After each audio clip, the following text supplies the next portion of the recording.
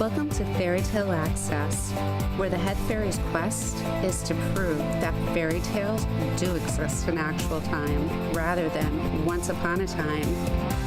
Together, we will unravel the heroes, young and old, who turn dreams into reality. These are the people who still believe in happily ever after.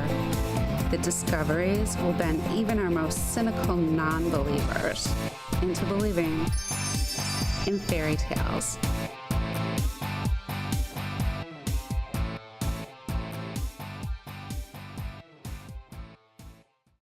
Hi, welcome to Fairy Tale Access. Today, I'm really excited to introduce you to an amazing teenager that I met on the internet.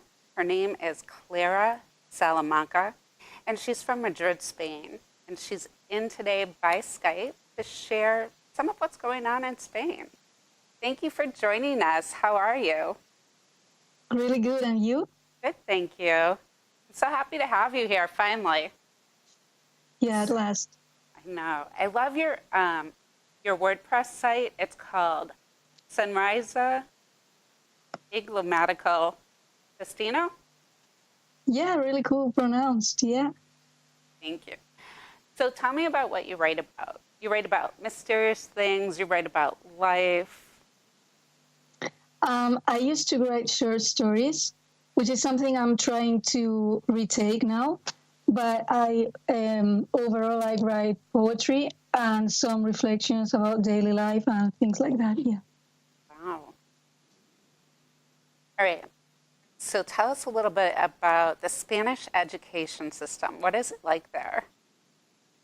Okay, so here in Spain, you can go to the kindergarten like from 1 year old till 2 years old, more or less. And then like from 3 years old till six, you have like a non-compulsory education years. So if children want to adapt themselves better before 6 years old, that's okay.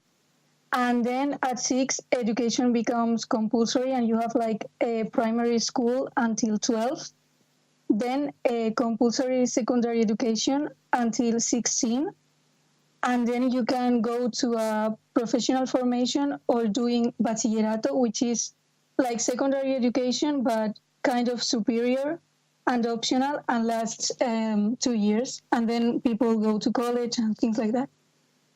What year are you in now? Now I have finished my first year in bachillerato. So I have 1 year left, and then I'll go to college. I hope. Yeah. Wow. So does that mean you're 17? Yes. Great. So what about how eager are young people your age to leave like the comfort zone and go off to school? Well, I think nowadays people who go to university, like, of course, there are people of all kinds, but now I think young people are more eager to leave the comfort zone than generations before were, because nowadays people know much about other countries, and also because some people of my age are more critical with Spain in some kinds, like they can distinguish things they don't like about their country, and they are more curious about other cultures. So I think now we have it easier to travel and study abroad also. Nice. So is that why you write online? So you can interact with other cultures and get to know the world a little better? Well, I started writing online a long time ago, so I should have asked myself, like my younger self, why she started. But now I think, yeah, that's one of the reasons, of course. Do you find it helps with your writing, getting feedback from a lot of different people that you never would expect to meet? Yeah, I think it's very helpful and very interesting to get in touch with other people. Like we always have this kind of stereotype that we think people will be dangerous if you don't meet them in person and all this stuff. But nowadays, I think it's pretty safe, like in most cases, to meet people online. And if you are careful, you can meet wonderful people. So yeah. Absolutely. So can you give me some Spanish traditions? What's a popular Um, Yeah, here in Spain, it is very popular to have like different festivals for each city, each province. Like we like to party a lot. We have like loads of parties, loads of fests, and all that stuff. And also a tradition that we have been kind of doing for a lot of years that now is very controversial are bullfights, I know. which is something like, yeah, a lot of people hate nowadays, me included, but that has been like a whole party. It's been like crazy for a lot of years. What's it like going to a bullfight? Is it exciting, like going to a game, or I haven't gone to any bullfight, like thanks God, but I know some people that have, and like I think now people are more conscious, but like some years ago they used to consider it as a social event, and they found it funny. So I don't know. Yeah. so are they not having bullfights as much these days, or? No. Also, in some parts of Spain, it's illegal now. I think it should be illegal in the whole country, but we're working on that. So That's good. So what are some other controversial issues going on that affect students your age? now the students are affected because new law of education has gone out. Like the new government, well, the government that is ruling now has stated a lot of things that students don't agree with. For example, it has made the contents we have to study are much bigger and much deeper than before, and we have the same amount of time to learn. So it is crazy how hard we have to study sometimes, and the very short amount of time we have to learn. That is crazy. And also, access to universities has been kind of it is harder now. It is a lot harder, and you have to have a lot of money, and it's I think it's getting too exclusive, like for people to study. Yeah, it's expensive in the United States to go to school too. We definitely need to fix that. Mm, yeah. So what are some of the leisure things you do with your friends for fun? Well, in Spain, it is very popular to go on summer camps in summer. So that's a thing I do a lot, and I enjoy it a lot because you kind of have like summer camps for anything. You have music summer camps, you have summer camps for doing anything you want, and that's something I do. Also, I go to every concert I can because here in Madrid, that's very popular. And although sometimes it's expensive, if you can afford it, it's very cool. And with my friends, well, I go out. Now I'm underage, so I really can't go out very late at night at some places, but it is very popular in Spain to be late at night partying. So, Wow. yeah. What's the drinking age in Spain? I'm 18 too. 18 Yeah, too? it's 18 for almost everything. Yeah. Same here. All right. So what about volunteering? Are you volunteering in the community? Yeah, here, like, you have a lot of programs with which you can volunteer to almost anything. Like, you have a lot of volunteering programs for environment, for taking care of animals, for education and all this stuff. And I have tried some related to environment and rebuilding villages. Wow.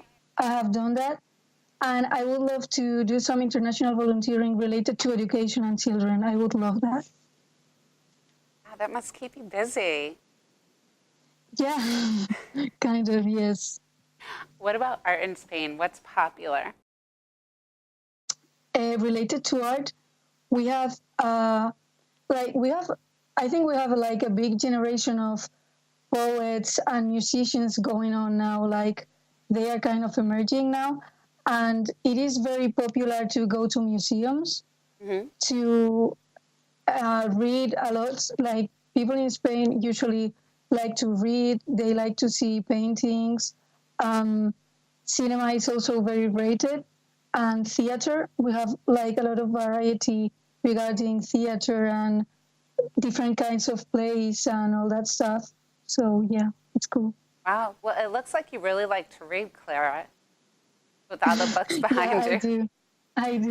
Yeah, yes. That's wonderful. So, what about one of the authors that you mentioned to me before was Lupe de Vega? Yeah. Can you tell me a little bit about his museum? Yes, it is a museum that is kind of hosted in his old house in Madrid, Mhm. the place that used to be his house. So now it's being redecorated, but it's kind of like people have really tried to keep it real. And it's really cool because he was alive in the 17th century, which was the golden century in Spain for literature and art. And it's very exciting because a lot of people go visit that. And yeah, it's really cool for tourists and everything. What type of writer was he? How did he influence you? Yeah, he wrote a lot of theater plays and poetry. He was one of the best in Spain, and he was contemporary to Cervantes from El Quijote. So he's very well known, and he wrote a lot about love, and he's said to be like the first feminist Spanish poet because he was one of the ones who introduced women in theater plays and all this stuff. So yeah, he's very well known. Oh. Well, your poetry is really great. And I love it because we can go on and just click the Google Translate and it translates so easily into English. Mm. And it's still really fluid. So you're doing a great job. Well, thanks. All right. And what about food? What's really good to eat there? Food here is pretty like a pretty big issue. Like people consider it very important, and we have a plate which is called paella, which is kind of yellow rice with pretty much with anything you want. You can put chicken there. You can eat it with fish or vegetables, and we also have a beans with some pig meat, pork meat. Sorry, we have that a lot, and also our omelets. Our Spanish omelet is very well known. Yeah, people like consider food very very important. Wow. What's in the Spanish omelet? And Spanish omelet is very similar to the French one, and I honestly don't really see the difference. But Spanish people get really offended with that. But it's more like it has a circular shape, and usually you can put potatoes in there with onion and things like that. Yeah, Wow, that sounds really good. yeah, it is very good. So, what kind of stereotypes have you found about Spanish people from being online? Um, And what about just in your country, too? yeah, foreign people and people in my country think we are really loud speaking, and sometimes that can be really annoying. Like we shout a lot, and also, well, they always say we are nice and close to people, but sometimes we are too close to people we don't know. And yeah, that's an issue. And also, they say we curse a lot, and we are very loud. We love to party. We are lazy. Those are stereotypes, but I can see why people think so because we are really loud. We really are, and sometimes like we we trust unknown people by staring at them so much, like for too long, without realizing we're doing that, and it's crazy. Really? Yeah, Oh, that's yeah. funny. All right. So, what are your favorite places to visit in Spain? Well, here it's cool because each city has a deep story background, like a deep historical background. And I love Barcelona, for example. I love that city. Toledo and its cathedral, or in Granada, in Andalusia, like at the south part, you can see the Alhambra, which is a monument, a very beautiful one. And it's really cool because as Spain used to be a Roman place, like it was inhabited by Romans. It is really cool because you have a lot of history items in everywhere, almost everywhere. So it's cool. Wow. So what would be a good reason for people to visit Spain? Well, I think you will always find kind people that can help you with anything, even though you might find some unkind people too, but there will be always helpful people ready to, yeah, help you with anything. And also, I think we always have something to do. Like we always have some leisure activity to offer at any time because, as I said, a lot of people love going out late at night.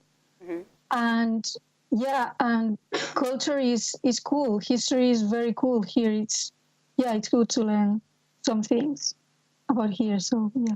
Wow. How receptive are Spaniards to people coming in who don't speak Spanish fluently or perfectly? Are they okay? I think that's very different regarding to the generation they belong to because probably older people than me don't really speak English or other languages more fluently, so that could be a bit uncomfortable. But people of my age and younger usually speak very well English or French, so they are much readier to cope with any foreign coming in. Like, yeah, and I think nowadays, as I said before, we are more conscious about, like about people having the right to travel anywhere they want to, and we are more accepting in that sense. But older people than me or people like of the age of my parents and all that stuff are more like close-minded, I think. So it depends. So was taking a second language and third language mandatory in school?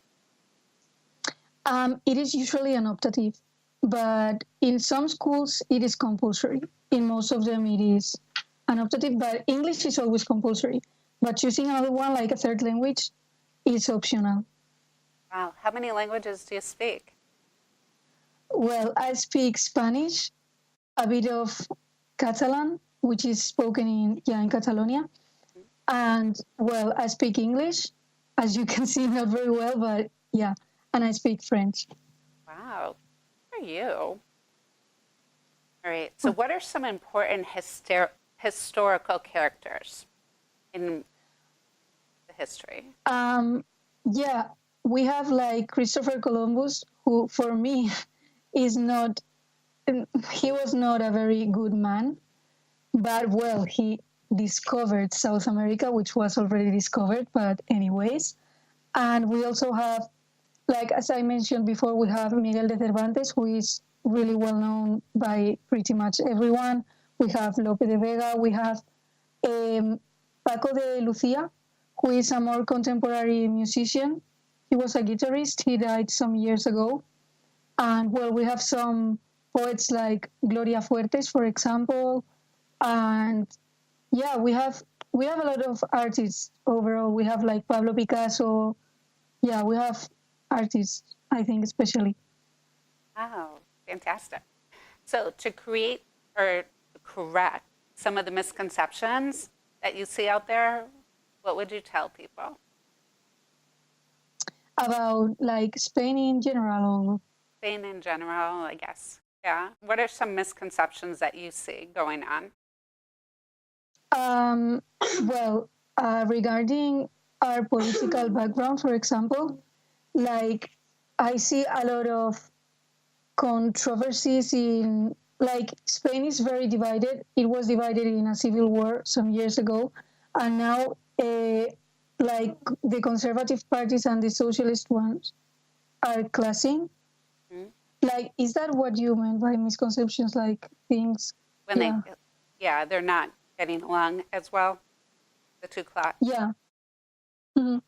And yeah, I think that's been pretty tough because we were under a dictatorship like for almost 50 years, just a very short time ago. And it's been very, it's been very difficult to cope with that and cope with people older than us having lived that, Mm-hmm. and us that want to be liberal and want to be more like, free and respectful with other cultures and all that stuff.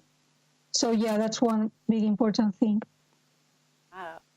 What other message would you give young people around the world about visiting Spain or traveling, following your dreams of writing? Mhm. I think I would tell them it is very important to travel and to know new people because, like, normally everything you want is out of the comfort zone. So it is very important to reach out for that. And also, I would tell them that life is too short to, give up on your dreams, even though that sounds cliche, but I think that's absolutely true. Your life is only yours and only you can live it. So I would go for everything. I think being brave regarding that is very important. And what are some of the pressures that you have on you as a young teenager going into college or the workforce? What concerns Um, you a lot? yeah, the thing is, like, here you have to kind of know what you want to do the rest of your life, like at the age of 15 or something like that you start picking subjects that you want to study.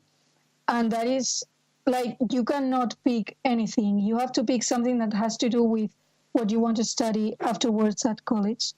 So that is very hard. And now one of the pressures I have is that I I am not 100% sure that I know what I want to study. Mhm. Like, I have a few ideas in mind, but I don't know that, like, perfectly. So yeah, that's being a big one. That's been, I think, yeah, my biggest worry now. Well, I think a lot of people at your age don't know what they want to study. Yeah, probably. What are some of your ideas? I would like to do something related to media, probably like journalism, or to work just in something related to cinema or the radio, TV, something like that. Mm. And I think that's like yeah, I think it's probable that I end up studying that.